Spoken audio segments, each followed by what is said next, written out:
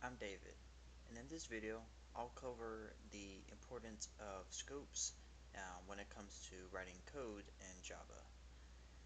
So the importance of scopes is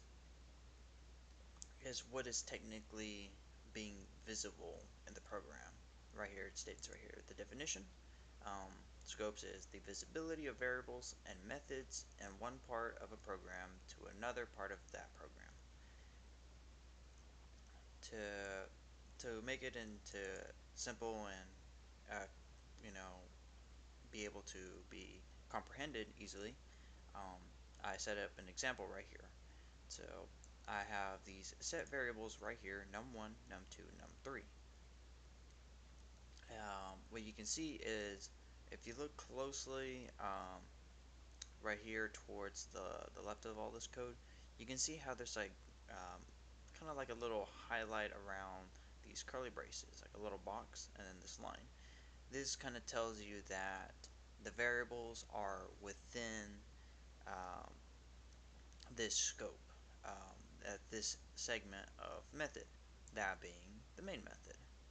Um, and as you can see right here too, this yellow curly brace is also being highlighted, saying that it's within the public class of this program, which I named a test code. Um, the thing about it, about these variables, as that whatever, whenever they're in these parentheses, they can be accessed anywhere as long as they are within these um, curly braces. But when you try to use it outside, so let's say I try to do num1 plus plus, um, you can see that there's an error going on, and if it's saying that there's a syntax error, but truly in reality, they don't know I have even declared a variable. If I were to declare a variable, so let's say int num1,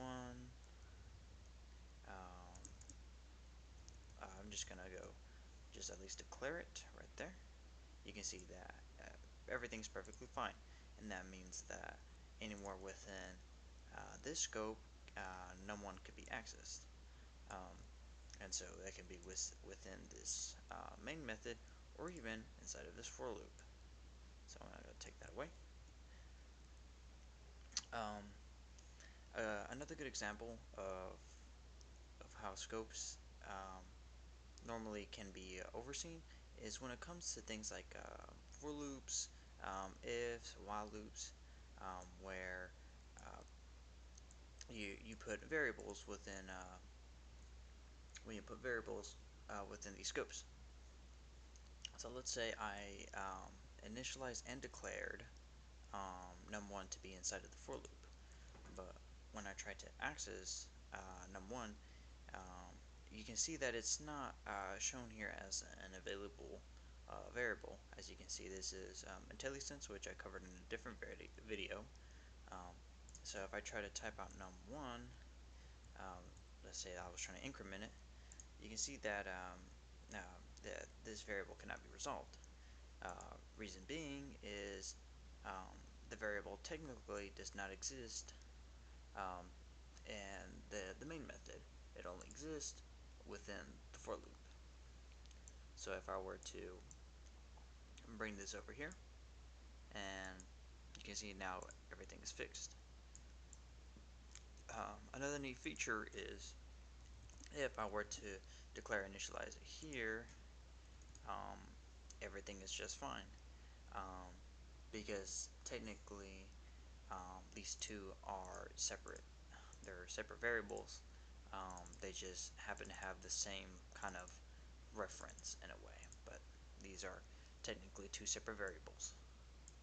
Um, so another important thing to keep in mind here is when it comes to trying to modify certain things.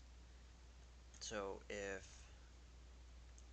if you have num1, um, or let's make a new entire one. So num4. num4 is equal to num 3 plus num2. So we have this variable in here. As you can see, these variables are accessible because they are within the main method. But when again, of course, I'm just trying to highlight that whatever is within those scopes cannot be accessed outside. So as you can see right here, I can't even um, a variable is not num4 is not a existing variable within the main method. It exists here, but not out here. Another key thing to keep in mind is, yes, if I were to put num2 all the way over here, technically you cannot access this. This is one of the more kind of advanced, more topics where this variable type right here is known as a instance variable, which kind of correlates with more specifically with classes. Something we haven't covered yet, so I won't go in depth, but um, pretty much the main method cannot see this because it's not a a static variable. So if I were to at least move this to, oh, I don't move that. Okay. Technical difficulties. There we go. So if I were to make that static, it gives everything inside of the class access to this variable, and then right here we can just initialize num2. You can see right there I have access to num2. It's equal to 7. There we go. And you see everything just works out perfectly fine. So it's important to know that whenever you're writing code, just always keep in mind um, where variables are kept inside what parameters.